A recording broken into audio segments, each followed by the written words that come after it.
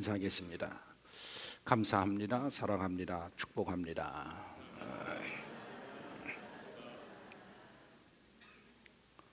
제가 목감기가 걸려가지고 일부 예배에 설교를 안 했습니다. 야, 우리 목사님 코로나 바이러스 걸렸구나 이렇게 이럴까봐 목에 걸려서 안 하려고 했는데 오늘 또 진급식도 있어서 이후에는 안 할 수 없겠다 생각해서 섰습니다.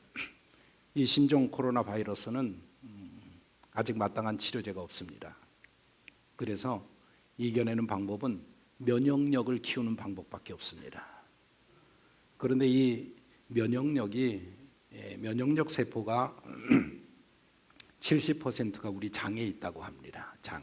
그러니까 장이 건강하면 면역력이 좋아져서 이 우한폐렴, 신종 코로나 바이러스를 이겨낼 수 있는데 면역력이 없으면 떨어지기 때문에 특히 어르신들 또 어린아이들이 특별히 조심해야 됩니다. 지난주 월요일날 임현수 목사님 만났는데 북한 선교하시는 목사님 만나셨는데 토요일날 결혼식에 참석해서 사진 찍은 걸 가져왔는데 결혼식 끝나고 이제 양가 다 와서 사진을 찍는데 결혼식이 딱 끝나니까 신랑 신부부터 비롯해서 마스크를 다 하고 여기 서 있는 사람들이 한 사람도 빠짐없고 마스크를 다 끼고 사진을 찍었어요.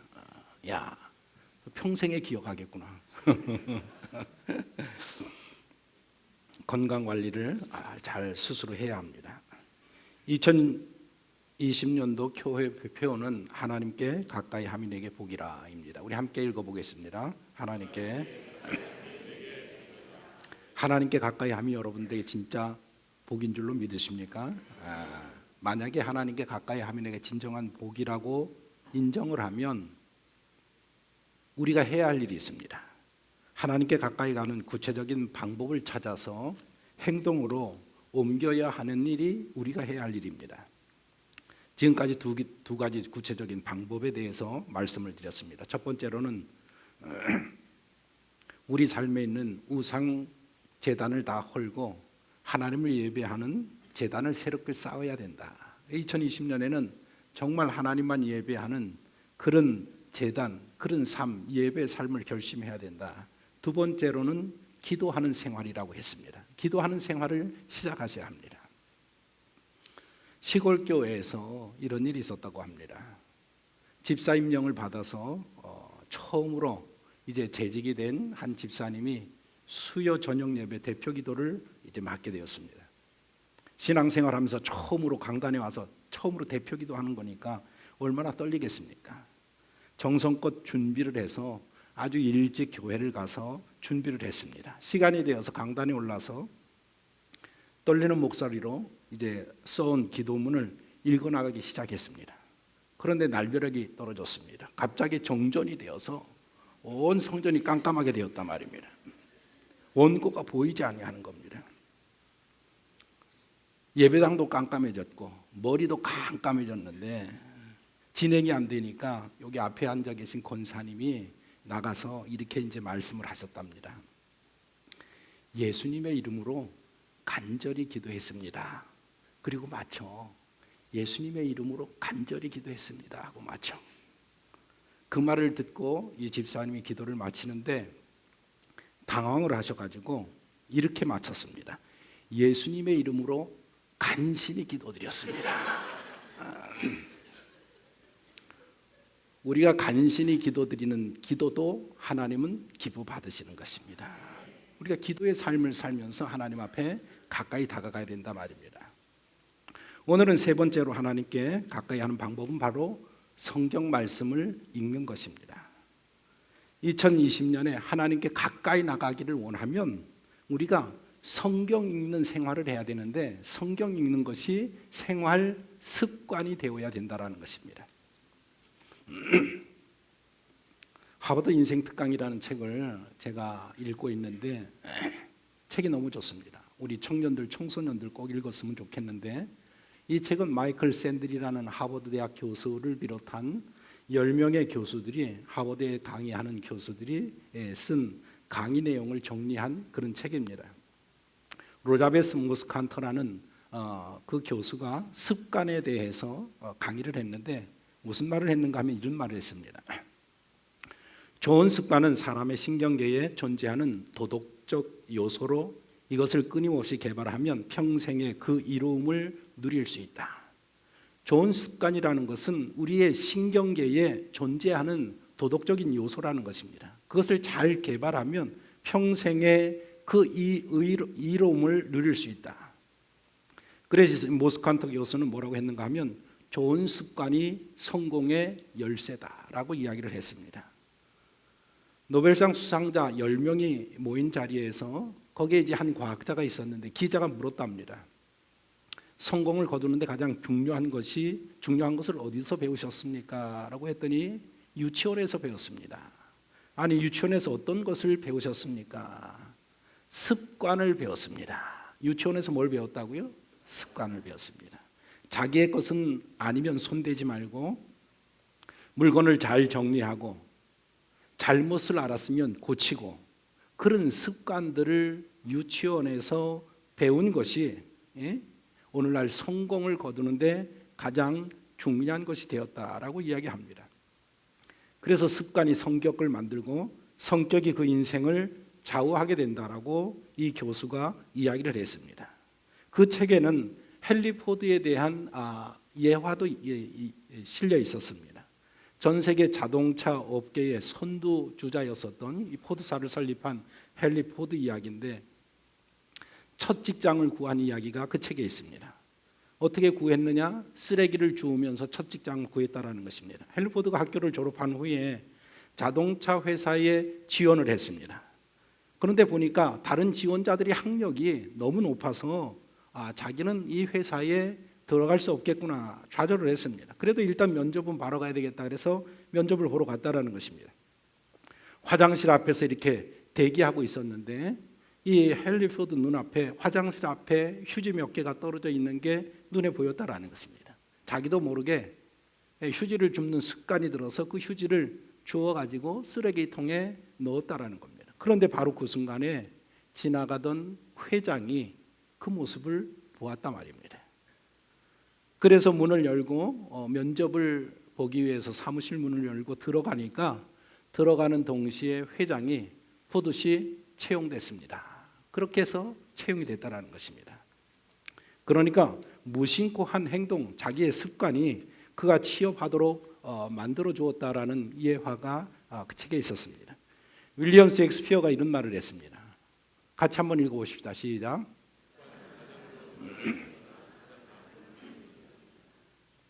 나쁜 습관이 우리 생활을 지배하게 될 때에 그것이 가장 나쁜 우리의 주인이 된다는 것입니다.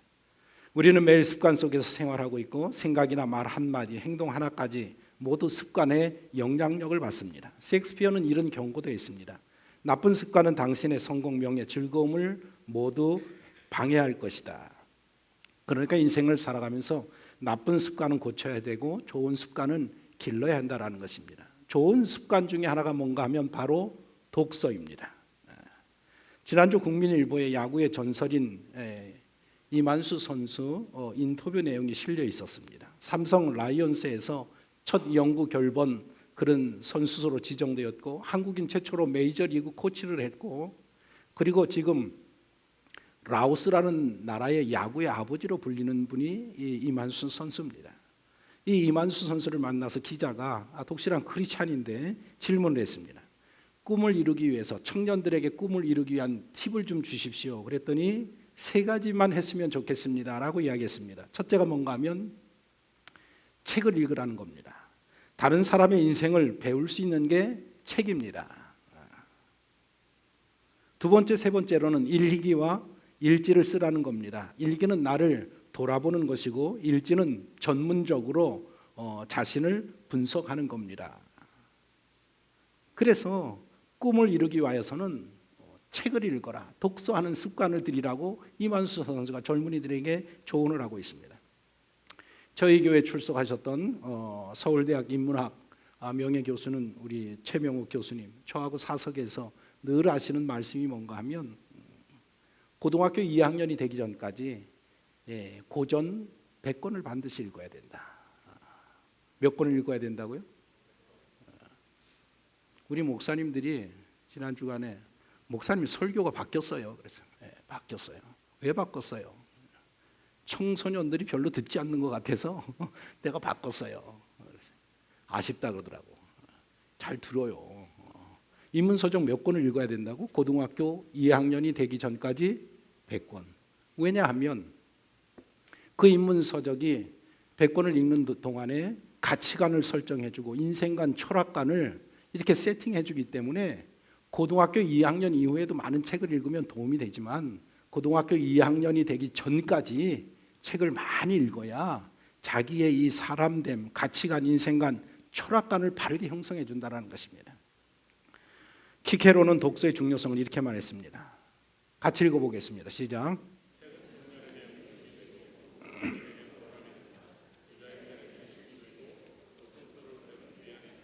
빌 게이츠는 또 이렇게 이야기했습니다.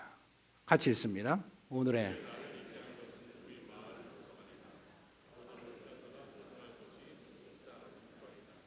책을 많이 읽는다고 성공하는 것은 아닙니다. 그렇지만 성공한 사람 치고 책을 멀리한 사람은 없었다라는 것입니다. 김대중 대통령이 그의 자선에서 이렇게 말했어요. 독서와 사색과 일을 중단하면 그것으로 생은 다 산 것이나 마찬가지다. 옥중 생활하시면서 철학, 신학, 정치, 경제, 역사, 문학 다방면의 서적을 탐독을 했고 그때의 깨달음이 훗날 대통령직을 수행하는 데에 귀중한 자산이 되었다라고 고백을 하고 있습니다. 생전에 소장한 서적이 3만 권이 넘는다라고 이야기를 하고 있습니다. 많은 사람들이 고전을 읽어야 된다, 책을 읽어야 된다라고 말을 합니다. 고전이 뭡니까? 옛고자에 책 전자를 써서 오래된 책이라고 말을 합니다. 단순히 오래된 책을 우리가 고전이라고 이야기하지 아니하고 시대를 뛰어넘어서 변함없이 읽을 만한 가치가 있는 책을 우리가 고전이라고 이야기합니다. 고전 중에 고전이 뭡니까? 세상의 모든 사람들이 고전 중에 고전은 바이블이다, 성경이다라고 이야기하지 않습니까? 신앙인이 아니더라도 비신자들이라도 성경을 왜 읽는가 하면 성경은 고전 중에 고전이기 때문에 성경을 읽고 있습니다. 그런데 하물며 우리 성도, 예수 그리스도를 믿고 하나님을 믿는 성도들이 믿지 아니하는 사람들이 읽는 고전 중에 고전인 성경을 읽지 아니한다고 하면 어떻게 되겠습니까? 하나님 앞에 가까이 다가가기 위해서는 첫 번째로 해야 될 게 무엇인가 하면 성경을 읽어야 된다는 것입니다. 성경을 읽어야 되는 첫 번째 이유가 성경은 고전 중에 고전이기 때문에, 두 번째 이유는 성경은 하나님의 말씀이기 때문에 읽어야 하는 것입니다. 요즘 말로 하나님의 어록이기 때문에 성경을 읽어야 됩니다. 요즘 젊은이들이, 유명한 연예인들이 아주 감동스러운 이야기를 하면 누구의 어록이다 해서 그것을 많이 인용합니다. 제가 이 연예인들의 어록을 좀 찾아보니까 요즘 잘 나가는 박나래 어록이 있어요. 이건 너무 날씬한 거를 사진을 올렸는데 아주 미모가 뛰어납니다. 박나래의 어록이 있는데 여기 그녀의 인생 철학이 담긴 어록이 있습니다. 명언들이 있습니다. 세 개를 준비했는데 하나만 내가 말씀드리겠습니다. 사람은 작게 태어날진 몰라도 하는 일을 크게 해야 된다.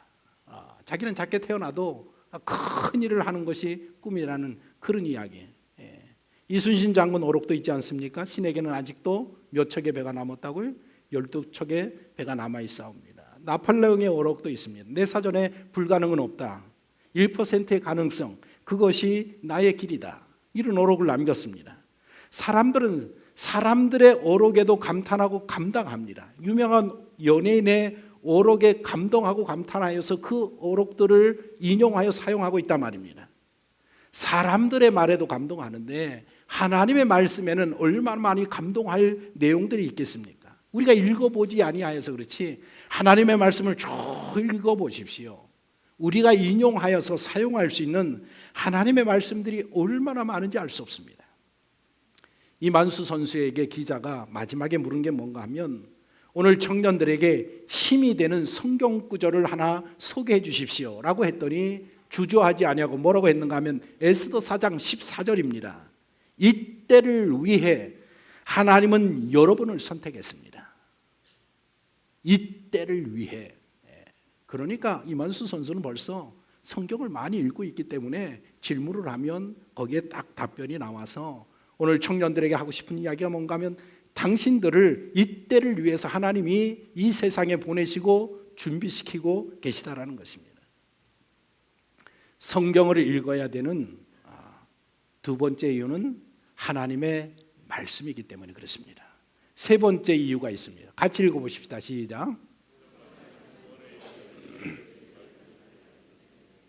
왜 성경 말씀을 읽어야 되느냐? 성경 말씀은 구원에 이르는 지혜를 주시는 말씀이기 때문에 그렇습니다. 요한복음 5장 39절에 너희가 성경에서 영생을 얻는 줄 생각하고 성경을 연구하거니와 이 성경이 곧 내게 대하여 증언하는 것이니라. 사도 요한이 말합니다. 요한복음 20장 31절에 오직 이것을 기록하면 너희로 예수께서 하나님의 아들 그리스도이심을 믿게 하려 하며 또 너희로 믿고 그 이름을 힘입어 생명을 얻게 하려 함이니라. 사도 바울이 제자 디모데에게 디모데후서 3장 15절에 이렇게 이야기를 하고 있습니다. 디모데 후서 3장 15절 띄워주십시오. 같이 한번 읽어보십시다. 또 어려서부터 성경을 알았나니 능히 너로 하여금 그리스도 예수 안에 있는 믿음으로 말미암아 구원에 이르는 지혜가 있게 하느니라. 우리가 예수님을 믿어야 새 생명을 얻고 구원함을 받을 수가 있습니다. 그 예수님을 믿게 하는 그 믿음을 주는 책이 바로 성경책입니다. 성경책을 읽지 아니하면 구원에 이르도록 하는 믿음이 생기지 아니한다 말입니다. 그래서 사도 바울은 로마서 10장 17절에서 그러므로 믿음은 들음에서 나며 들음은 그리스도의 말씀으로 말미암느니라. 불후의 명작 배너를 남긴 작가가 윌리스라는 작가인데 이 사람은 무신론자였었습니다. 어려서부터 불신자였었고 친구들에게도 야 기독교 하나님이 어디 있느냐 그러면서 늘 기독교 얘기와 하나님 얘기만 나오면 막 열을 내면서 반박하던 그런 친구였었습니다. 그런데 이 윌리스가 점점 장성한 후에 야 내가 이 성경의 허구성을 내가 한번 제대로 밝혀서 기독교를 내가 한번 반박해야 되겠다. 그래서 기독교를 반박하기 위해서 창세기부터 성경을 읽기 시작했다는 것입니다. 눈을 부릅뜨고 어떤 말이 모순이 되는지 어떤 말이 허구에 담겨져 있는 이 창세기부터 그것을 밝혀내기 위해서 잡아내기 위해서 아주 그냥 전심으로 성경을 읽었다는 것입니다. 그런데 성경이 읽으면 읽을수록 마음이 녹아져 내리기 시작하고 복음서에 가서 예수님께서 우리의 죄를 위해서 십자가를 지시는 그 대목을 읽을 때에 완전히 윌리스가 무너졌다는 것입니다. 십자가의 은혜에 감격하여서 그 다음부터 예수 그리스도의 사랑 안에서 살게 되었다는 것입니다. 기독교를 비판하려고 했던 그 펜을 꺾어버리고 하나님의 영광으로 기록된 이 성경에 입각해서 불후의 명작을 남겼는데 바로 그것이 오늘날까지도 모든 사람들에게 칭송을 받는 배너라는 그런 작품을 만들게 쓰게 되었다는 것입니다. 우리가 성경을 읽어야 되는 이유 세 번째가 뭔가 하면 성경 말씀에는 구원에 이르는 지혜가 담겨져 있기 때문에 성경을 읽으셔야 하는 것입니다. 네 번째 성경을 읽어야 하는 네 번째 이유는 성경을 읽을 때 비로소 나 자신이 누구인가를 알게 되기 때문입니다. 히브리서 기자가 말했습니다. 같이 읽어봅니다. 하나님의 말씀은 살아있고 활력이 있어 좌우의 날선 어떤 검보다 예리하여 혼과 영과 및 관절과 골수를 찔러 쪼개기까지 하며 이게 무슨 말씀인가 하면 하나님의 말씀은 우리 영혼에 우리 마음에 숨겨져 있는 동기와 욕망들을 이 성경 말씀이 다 들춰낸다라는 것입니다. 내 영혼이 잘못되어 있는데 내가 지금 생각하고 내가 지금 행하는 것들이 잘못되어져 있는데 사람들이 그 잘못된 것을 알지 못한단 말입니다. 왜 하나님을 대적합니까? 왜 교회를 대적합니다? 그것이 옳은 길이라고 생각하기 때문에 사람들은 부패하고 타락한 존재이기 때문에 자기 자신을 알지 못한단 말입니다. 그런데 성경을 펼쳐서 읽기 시작하면서 비로소 내가 누구인지 내가 어떤 처지에 놓여 있는지 이제는 어떻게 살아가야 되는지를 우리에게 보여주는 것이 바로 성경 말씀이라는 것입니다. 성경 말씀을 읽지 아니하면 나 자신이 어떤 존재인가를 깨달을 수가 없기 때문에 성경을 읽으면 읽을수록 사람은 자기가 죄인임을 알게 되고 더 겸손하게 되고 더 하나님 앞에 무릎을 꿇을 수밖에 없게 되어 있단 말입니다. 그래서 성경을 읽어야 된단 말입니다. 디모데후서 3장 16절 17절에서 모든 성경은 하나님의 감동으로 된 것으로 교훈과 책망과 바르게 함과 의로 교육하기에 유익하니 이는 하나님의 사람으로 온전하게 하며 모든 선한 일을 행할 능력을 갖추게 하려 함이라. 성경 말씀을 읽을 때에 우리 부족한 부분들이 채워지고 온전한 사람이 되어지고 더 나아가서 선한 일, 하나님이 원하시는 일을 행할 능력을 갖추게 된다는 것입니다. 성경을 읽을 때에. 성경을 읽어야 되는 이유를 찾아보면 너무나도 많습니다. 그러나 저는 5가지만 정리를 했는데 마지막 5번째는 뭔가 하면 성경 말씀은 하나님의 검이 되기 때문에 읽어야 한다는 것입니다. 에베소서 6장 16절에서 17절 말씀 보십시오. 같이 읽어봅니다. 모든 것 위에 믿음의 방패를 가지고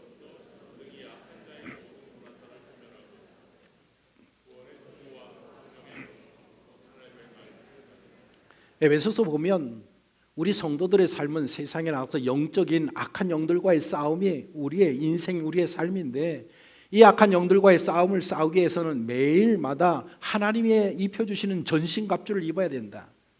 전쟁에 나갈 때 옛날에 전신갑주를 입지 않습니까? 그리고 거기다가 머리에 투구를 쓰고 한 손에 방패를 들고 한 손에는 검을 들어라. 에베소에서 사도 바울이 그것을 제안합니다. 그런데 이 악한 영들과의 싸움에 나갈 때에 전신갑주를 입고 투구를 쓰고 방패를 들고 나가지만 공격할 수 있는, 이 악한 영을 공격할 수 있는 유일한 무기는 무엇인가 하면 바로 하나님의 말씀인 검이라는 것입니다. 우리가 하나님의 말씀을 알지 못하면, 하나님의 말씀을 읽지 아니하면 인생을 살아가면서 영적인 싸움에서 악한 영들과 대적해서 이길 방법이 없단 말입니다. 방어해낼 수는 있을지 몰라도 하나님의 말씀인 검을 손에 쥐지 아니하면 싸워 승리할 수 없단 말입니다. 영적인 싸움에서 승리하기 위해서는 하나님의 말씀을 읽어야 하는 것입니다. 그러면 성경 말씀을 어떻게 읽어야 되느냐? 1번 보십시오. 같이 읽습니다. 하나님의 말씀으로. 성경 말씀은 누구의 말씀이냐? 하나님의 말씀으로 믿고 읽어야 된다는 것이에요. 믿고 읽으면 거기에서 능력이 나타나게 되는 것입니다. 많은 사람들은 이 성경이 하나님의 말씀이라는 것이 증명이 되지 않는데 어떻게 우리가 읽을 수 있느냐? 이 성경이 하나님의 말씀이라고 증명이 되면 내가 이 성경을 읽겠다라고 얘기하는 사람들이 있습니다. 그러나 하나님의 말씀을 증명할 길이 없습니다. 왜냐하면 하나님의 말씀이 하나님의 말씀이라고 증명할 수 있는 어떤 것이 있다고 하면 그 권위는 성경보다 위에 있는 것이기 때문에 성경의 이 권위를 증명할 수 있는 세상에 어떠한 책도 없단 말입니다. 어떤 사람도 없단 말입니다. 그래서 성경은 증명할 수 없는 책이지만 성경을 펼치고 읽기 시작하면 성경이 믿어지는 놀라운 은혜가 있는 책이 바로 성경책입니다. 하나님의 말씀을 읽을 때마다 이것이 하나님의 말씀이라고 믿고 읽어야 된단 말입니다. 두 번째로는 같이 읽습니다. 성경의 내용을 창세기에서도 요한계시록부터 쭉 성경을 읽으라는 거예요. 골라서 읽지 말고 이 말은 그럴듯한데 이 말은 말도 안 되는 말인데 그렇게 읽지 말고 성경 내용을 쭉 읽어가시라. 세 번째로 시작. 성경은 과학책이 아닙니다. 그런데 읽어보면 과학적입니다. 성경은 역사책이 아닙니다. 그런데 읽어보면 역사적입니다. 성경은 철학책이 아닙니다. 그런데 읽어보면 철학적입니다. 이와 같이 성경책은 여러 분야의 학문에 접속할 수 있는 책이 성경책입니다. 그러나 무엇보다도 성경은 우리의 구원을 위해선 그런 목적으로 쓰여진 책이기 때문에 구원에 대한 필요한 모든 내용들이 다 게시되어 있습니다. 우리가 그 하나님의 말씀으로 믿고 성경을 읽어가는데 성경이 말하는 데까지 가면 되고 성경에 기록되지 아니한 것에 대해서는 의구심을 가질 필요 없다라는 것입니다. 이단들이 하는 특징이 뭔가 하면 항상 이 성경이 이야기하지 않은 것들을 물어보고 이야기를 합니다. 타락한 천사는 도대체 왜 타락한 천사가 되었을까? 자살하는 사람은 어떻게 될까? 이런 성경에 기록되지 않은 것들에 대한 이야기들을 들춰내면서 관심을 갖게 하면서 잘못된 신앙으로 가게 해야 된단 말입니다. 우리가 성경을 읽을 때는 성경이 이야기하는 데까지만 가면 된다는 것입니다. 이야기하지 않은 것까지는 우리가 갈 필요 없고 관심도 둘 필요 없다는 것입니다. 네 번째, 시작. 성경을 읽을 때 우리가 연구하는 자세로 읽어야 된다. 성경은 그 당시의 그 역사적인 상황, 지리적인 상황, 문화적인 상황을 모르면 성경을 정확하게 해석해내기 어려운 말씀입니다. 우리가 성경 말고 어떤 세상의 분야를 공부할 때도 많은 노력과 연구가 필요합니다. 그런데 하물며 하나님의 말씀을 우리가 읽고 공부할 때에 그런 연구 자세가 필요 있지 않겠습니까? 우리가 아무 수고 없이 저절로 깨달아지는 것은 인생에 아무것도 없습니다. 성경을 읽을 때마다 연구하는 자세로 읽어야 된다는 것입니다. 그래서 성경 공부가 필요한 이유가 여기에 있습니다. 목요일 날 저녁 4시에 또 토요일 날 저녁 7시에 2시간씩 저희들이 모여서 성경 공부를 합니다. 처음에는 성경 공부가 뭐 필요한가라고 생각을 했었지만 성경 공부를 처음 하시는 분들이 하는 이야기가 뭔가 하면 성경 말씀을 공부하니까 너무나도 많은 설교에서 깨닫지 못하는 너무나도 많은 은혜가 있다라는 이야기들을 고백을 합니다. 성경을 읽을 때는 늘 연구하는 자세를 가지고 읽으셔야 된다라는 거. 그 다음에 5번째, 성경은 성령께서 깨달음을 주셔야 깨달은 책이다. 사람의 생각으로 깨달은 게 아니고 성경은 성령의 감동으로 쓰여졌기 때문에 성령께서 깨닫게 하시는 깨달음이 있어야 된다는 것이. 그래서 우리가 성경을 읽을 전에 꼭 기도하고 읽으라는 이유가 바로 거기에 있습니다. 우리가 성경을 펼치고 읽을 때마다 성령 하나님, 이 말씀을 깨닫게 해주십시오라고 기도하고 읽으면 깨닫지 못한 것들이 깨달아지는 은혜의 역사가 있다라는 것입니다. 마지막 6번째로 다 같이 읽습니다. 어떻게 읽어야 된다? 최근에 시네라 배우가 성경 읽어주는 여자로 변신을 해서 시네 라이프라는 유튜브에 이렇게 그 성경을 읽어주는 그런 일들을 하고 있습니다. 많은 연예인들이 또 장애를 갖고 계신 분들, 병중에 계신 분들이 또는 차에서 운전하시는 분들이 성경을 좀 읽었으면 좋겠다. 그래서 대신 읽어주는 그런 일을 지금 하고 있습니다. 그의 간증 고백이 뭔가 하면 자기는 중학교 2학년 때부터 교회를 다니기 시작했는데 하나님을 정말 제대로 알게 된 것은 29살 때였다라는 것입니다. 중학교 2학년 때부터 29살 때까지 오랜 시간 하나님에 대해서 어떻게 생각했는가 하면 하나님은 산타크로스 같은 분이라고 생각을 했다라는 것입니다. 자기에게 좋은 선물을 갖다 주시는 분, 그리고 힘들 때마다 도와주시는 분, 도와줘야 되는 수호천사 정도로 하나님을 생각했다라는 것입니다. 그러면서 뭐라고 이야기하는가 하면 이렇게 하나님에 대해서 잘못 알았던 이유는 성경을 읽지 않았기 때문입니다. 부분 성경을 읽고 목사님 설교도 듣고 수련회 가서 성경 암송도 했지만 성경을 한 번도 처음부터 끝까지 쭉 읽어본 적이 없었습니다. 그래서 하나님이 우리에게 바라는 거, 우리에게 들려주고 싶은 이야기, 우리가 마땅히 알아야 할 하나님의 이야기를 전혀 몰랐습니다라고 여기 고백을 하고 있습니다. 그런데 29살 때 나를 만드신 하나님이 아니라 내가 만든 하나님을 믿고 있다라는 것을 깨닫고 성경을 알아야겠다라는 마음으로 읽기 시작했더니 성경이 읽어지고 꿀송이보다 달다는 표현이 왜 그렇게 기록되어 있는지 처음으로 경험하게 되었다라는 것입니다. 그래서 이렇게 우리들에게 권하고 있습니다. 1년에 한 번 못 읽을 때도 많지만 성경이 정말 중요합니다. 우리가 하나님을 사랑한다면, 하나님을 믿는다면, 교회를 다닌다면 성경을 꼭 읽어야 되고 꼭 알아야 합니다.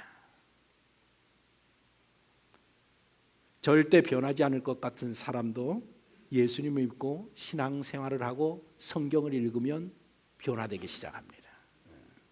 D.L. 무디가 이런 이야기를 했습니다. 성경은 지식이나 정보를 주는 책이 아니다. 무슨 책이다? 변화를 주는 책이다. 변화를 주는 책이다. 미국의 정치가이자 독립운동가였던 패트릭 헨리는 뭐라고 이야기하는가 하면 전 세계 모든 책보다 더 가치 있는 책이 성경이다. 빅토르 위고가 말했습니다. 우리 영국은 두 권의 책을 가지고 있다. 곧 성경과 셰익스피어다. 영국은 셰익스피어를 만들었지만 성경은 영국을 만들었다. 시간이 되어서 설교를 정리합니다. 오늘 설교 마무리를 제가 짐 로저스 일본에 보내는 경고에 대한 책을 최근에 썼는데, 짐 로저스는 우리가 잘 아는 세계 3대 투자가 아닙니까? 이 책에서 무엇을 우리들에게 소개했는가 하면 자신이 투자하는 방법, 투자해서 돈을 버는 방법들을 이 책에서 소개를 했습니다. 제가 읽어보니까 이 짐 로저스가 투자할 때에 먼저 생각하는 게 뭔가 하면 큰 변화, 세상에서 큰 변화가 이루어지는 것들을 먼저 파악하고, 그리고 주요 거시 경제 지표를 꼼꼼히 살펴서 사업 투자를 한다는 것입니다. 그래서 사업 투자가로서 세상 돌아가는 변화를 통찰하는 것, 이것이 자기에게 습관이 되었다라고 이야기를 하고 있습니다. 큰 변화, 이 큰 변화는 10년에 한 번 오고 100년에 한 번 오는 그런 변화인데, 자신은 그런 변화들을 여러 번 경험을 했고 그 변화를 잘 사용해서 오늘날 부호가 될 수 있었다라고 여기서 소개를 하고 있습니다. 그러면서 무엇인가 변화가 일어날 때는 반드시 변화를 일으키는 촉매가 존재한다라는 것입니다. 예를 들면 이런 거라는 겁니다. 기업하는 사람들로서 나라에서, 정부에서 기업에 보조금을 주는 일이 있다라는 것입니다. 우리 일반 사람들에게 신문에 어떤 기업에 이렇게 기업을 위해서 나라에서 보조금을 푼다, 그런 거 별 관심도 없고 영향력이 없지만 해당 업계의 기업에 있는 사람들에게는 그것이 대단한 소식이고 굉장한 그 변화를 일으킬 수 있는, 바람이 되어줄 수 있는 그런 것이라는 것입니다. 그래서 그런 것들을 읽으면 그런 것들을 캐치하고 그것에 투자한다라는 것입니다. 지금 세계 여러 나라에서 이 변화가, 큰 변화가 일어나는데 거기에 촉매가 되는 것들이 있다라는 것입니다. 미국의 경우에 트럼프 정권에 의하여서 지금 미국이 보호주의가 강화되어져 가고 있는데 그것이 바로 이게 이 촉매 역할을 한다라는 것입니다.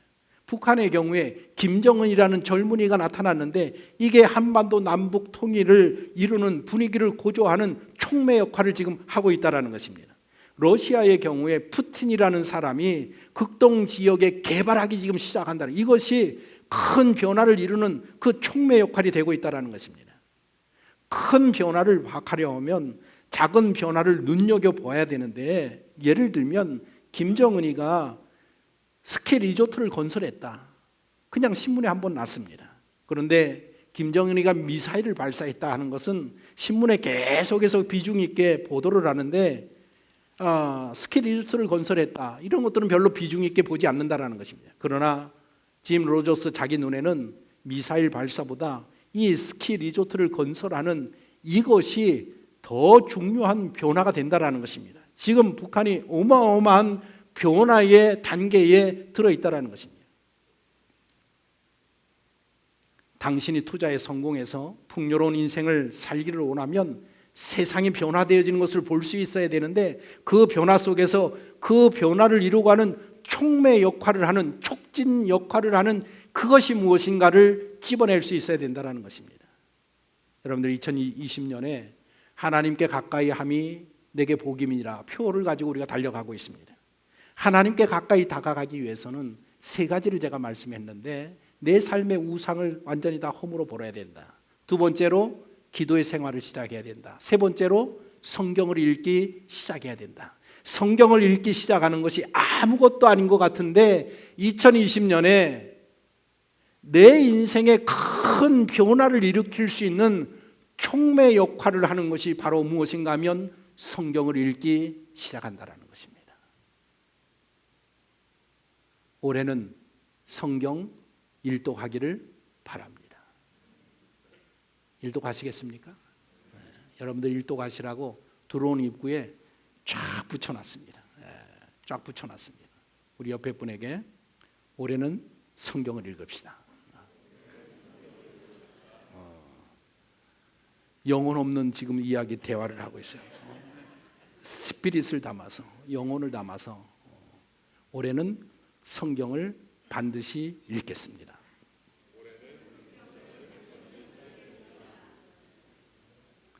성경을 읽으면 올해 2020년에 하나님이 우리를 향한 위대한 변화가 일어나게 될 줄로 믿습니다.